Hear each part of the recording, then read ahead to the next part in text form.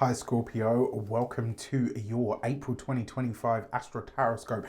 April is bringing a gentler pace, Scorpio, which I'm fairly certain we're all glad to hear at this point.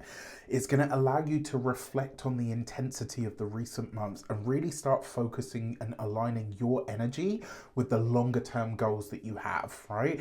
This month's transits really shine a light on your creativity, your passions, what you feel like really sort of fired up about, and also personal transformation, which is always going to be a part of everything that you do. It's encouraging you to channel your energy into areas that really bring growth and fulfillment on a deeper level. Welcome to your April Tarot. I am Raphael. For those of you that don't know, I am a tarot reader, astrologer, numerologist, and energy worker. For those of you that already know who I am, thank you so much for your return. Also, whenever I'm talking about astrology, I'm always using the whole sign tropical Western Astrology system, for those of you that would like to know. If I ever don't give you the transits or the degrees of the transits, or the dates, should I say, you'll find that stuff in the links in the description box below. And also, if you'd like to get a personal session with me, you can do so on the links in the description box below. With that said, I would like to bless my decks of cards with all forms of love, light, peace, prosperity, and abundance. And I pray that the messages that come through are ultimately clear and concise. They help you on your path to your highest vibrational good. It's also worth mentioning, if you're only going to watch one of these, please make sure it's for your ascendant. It's going to be that much more accurate for you on the day-to-day level. I accidentally cut myself off there, so that's always nice. All right, so let's do this. Scorpio, now you can see the board nicely. So on this transit that I'm about to talk about actually does start on the 9th and it goes right the way through till the 11th of April. Mercury is going to come into a conjunction with the North Node in your 5th house, which is occupied by Pisces. So this alignment in your 5th house of creativity, joy, romance, it's bringing fated messages, conversations about your passions, right? Now, in your chart, Mercury obviously rules your 8th house of other people's money, finances, and resources, but also of intimacy, right? And it also rules your 11th house. So for those of you that are single, if you are looking for love, if you're looking to partner up, this could be a fated message about somebody, because remember the North Node is a fated point, right? It's something that we're driving towards in this lifetime, that we feel a soul's compulsion to move towards. Now, if you're single and you're looking to no longer be single, this could be important information that comes through a friend, through somebody in your social circle, in your social network. It could be a friend comes forward and says, you know, I really want us to date. Could just as easily be that a friend comes to you and says to you, hey, listen, I've got this friend. I really think you guys would be perfect for each other. Now, if you're already partnered, married, or in a long-term commitment, this could be some really important information that your partner shares with you about your relationship that could bring a lot of joy, a lot of happiness, a lot of laughter. That Mercury ruling the 8th house of transformation and the 11th house of friendships, etc. There's information that you receive that deepens your creative expression. The 5th house is creative expression. It's also your entrepreneurial ventures. So this could also be that.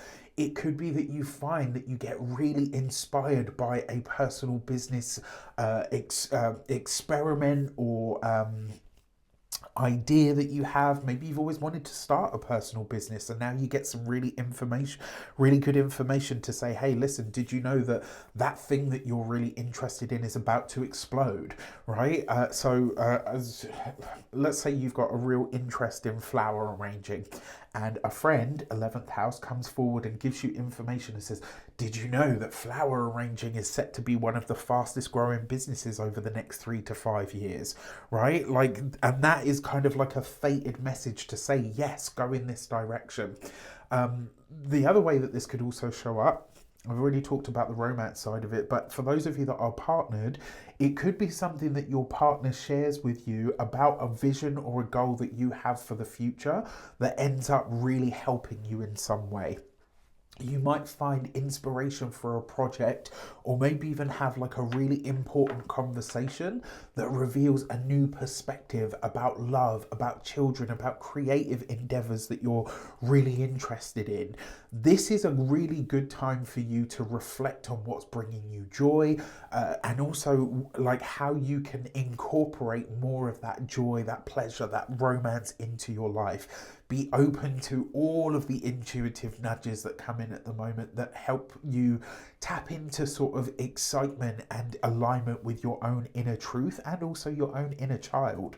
So for this, you've got the Knight of Cups. If you're single, you probably won't be by the end of this month, right?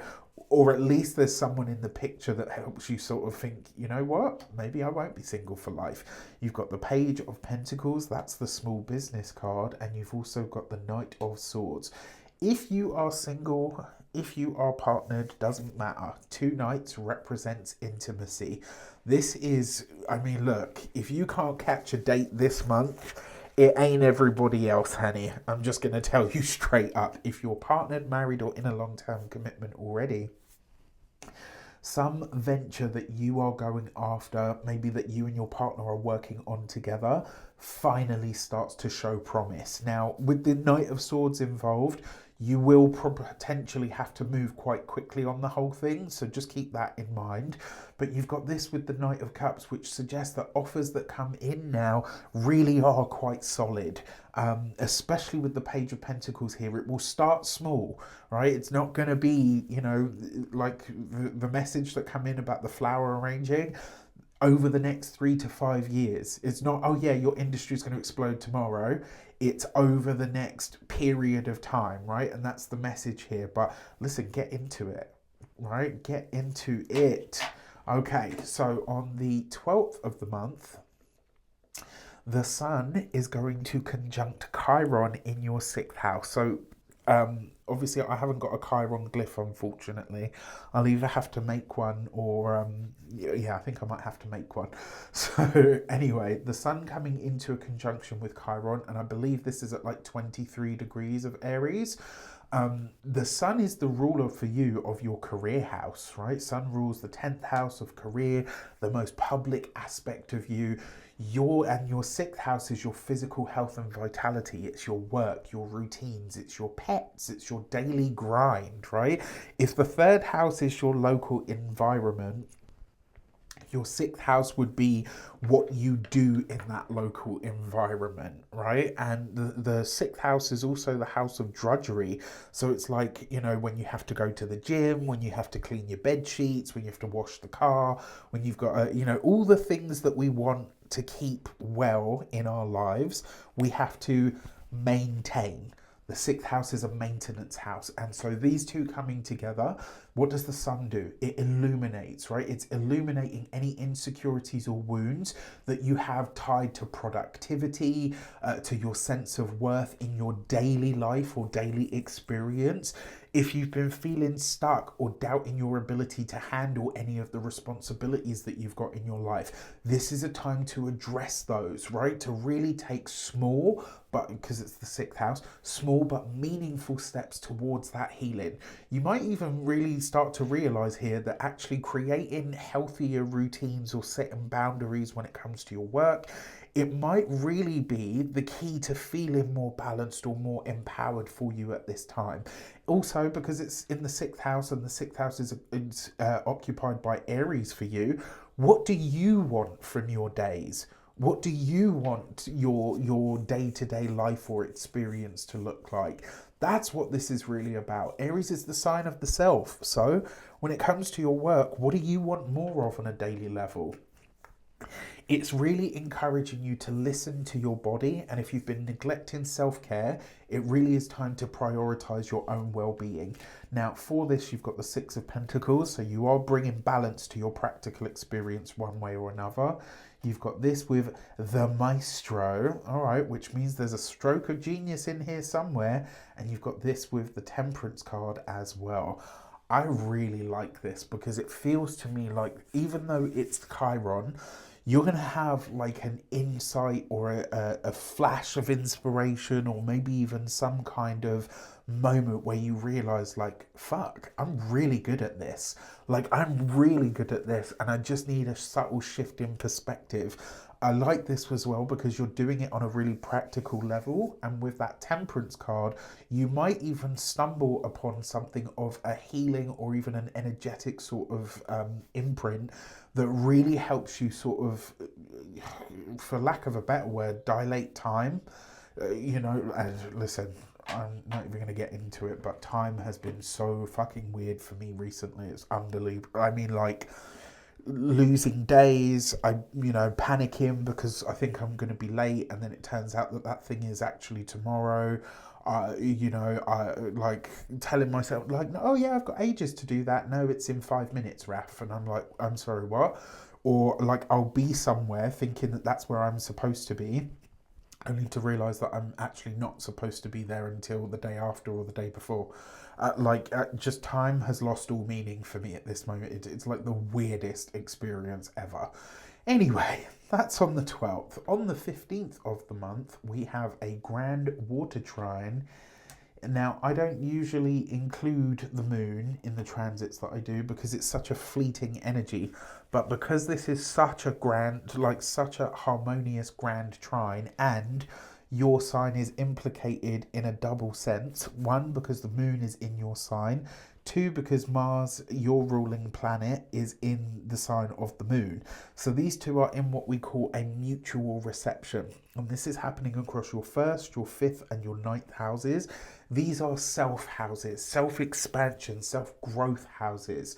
This harmonious and flowing grand water trine that's taking place in some of the most inspiring and lucky houses of the chart, right? This is about, like, the moon is highlighting your first house of your identity and your personal direction. Mars is in your ninth house, and it's bringing energy and passion and fire to your learning and your exploration and your sense of adventure or any sort of teaching or learning that you're doing. And the cluster of planets in the sign of Pisces in your fifth house is really bringing creativity and joy to the fore. It's a powerful time for you to really reconnect with your sense of purpose, your belief in yourself, and also your emotions at this moment in time are really going to be pulling you forward in a way that truly sees you feeling really fired up about life, whether that's a creative project, whether it's a new adventure, whether it's deepening your connection to somebody special, especially because obviously Venus is involved in this cluster, and she rules your 7th house, but she also rules your 12th.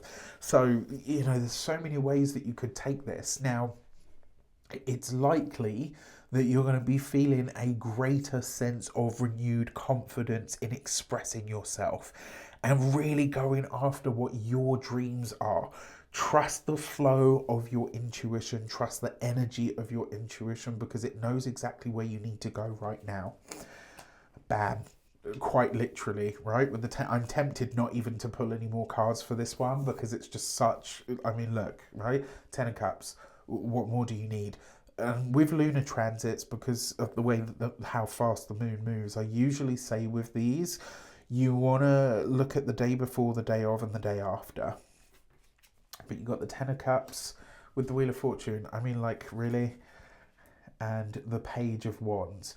This Page of Wands, aside from all of its other messages, the Page of Wands will sometimes speak to a fated message that comes in, like a piece of information or a message that comes in that is really, divine or ordained.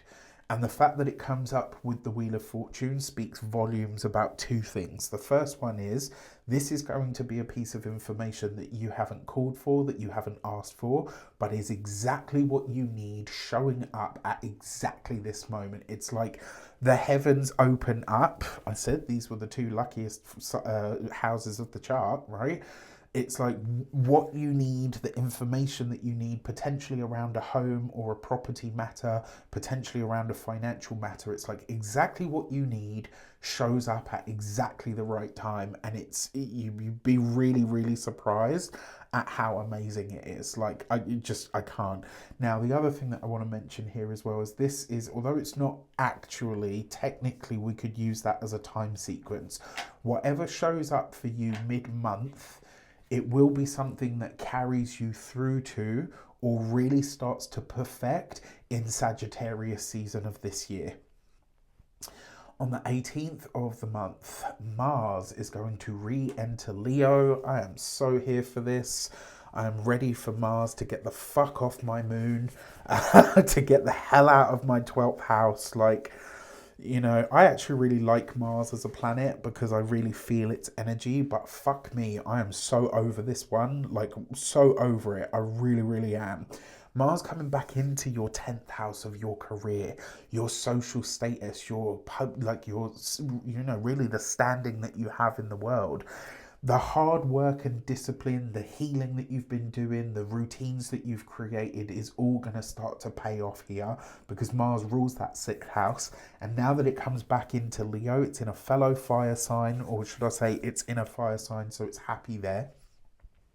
And it's going to start to really see you not only gaining traction or things speeding up in the career sector, but it's like you are also going to see things really start to move, which means you've got like this fire and this passion for life. And also, maybe at this point, you start positioning yourself as an authority figure in some way, shape or form.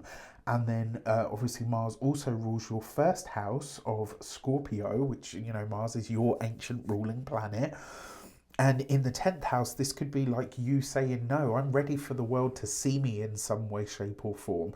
You might feel really motivated to take big, bold swings towards goals, maybe even launching a new project, going after some kind of new leadership role, making significant sort of changes or strides in your career. Mars is also a severing energy, so do keep in mind as well, Mars can be quite prickly.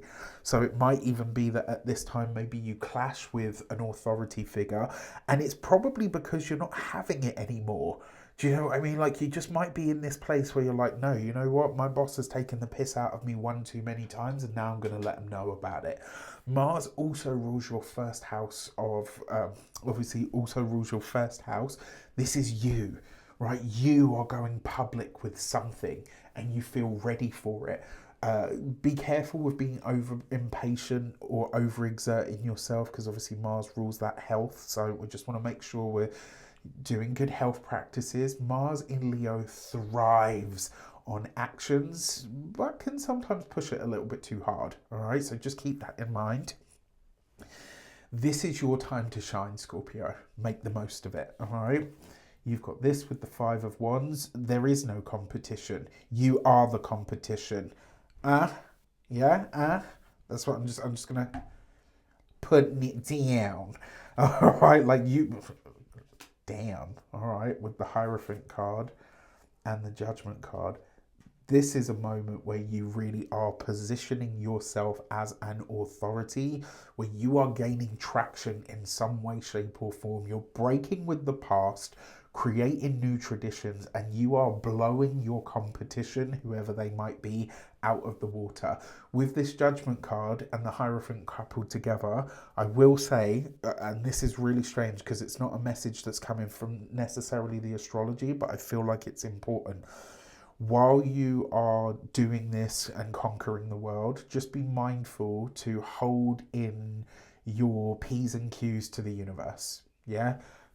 Keep your gratitude up. You know what, universe, thank you for giving me this opportunity. Thank you for bringing me to this. Like, there's a spiritual connotation to this that you need to hold on to. And as I say, that's not coming from the astrology. It's coming directly from the cards. All right? And then finally, on the 21st of April, Venus is going to conjunct Saturn and the North Node. Sorry, I'm not going to explain it, but yeah, basically there's a song by Zara Larsson called Venus, and that's how she sings Venus, and now I sing it every time. I can't help it. So this is a pretty rare alignment. Think about this. Saturn takes 30 years to travel the zodiac. Venus takes 19 months. The North Node takes 18 or 19 years, give or take. So you think about what had to happen in order for these three to come together in your fifth house, right, at this moment in time. This is creativity, romance, joy, pleasure, sex, sensuality. Like if you're single, before you get married, seventh house, you got to date, right? You got to interact with people. You got to go out. You got to kiss a few frogs, to figure out what you don't want and all of that kind of stuff. It's very rare that you just land on your first person. Now, that being said, this is also your self-expression, right? The fifth house is how you present to the world, your true, authentic self. That is what's shining at this moment in time. Saturn for you rules your third house of communications, your fourth house of your deep emotions. So this could be something that you're sharing at this time that makes you more attractive to people. Venus rules your seventh house of relationships, so there's definitely a possibility in there as well. And as if all of that wasn't enough, Venus also rules your 12th house. If you're partnered, married, or in a long-term commitment, this could see you locking in a very sexual, very tantric-like energy of pleasure with your partner and your romance. If you are single, this could be you meet somebody who just has this absolute weight or gravitas about them, but also you represent that for them as well, right? And as if all of that wasn't enough, you've got the North Node, which suggests that there is a fated message or meaning to this whole thing. Venus is going to soften the energy of Saturn, and it's going to bring harmony and inspiration to this. And Saturn's reminding you that lasting success is going to come from the hard work and commitment that you pour into this.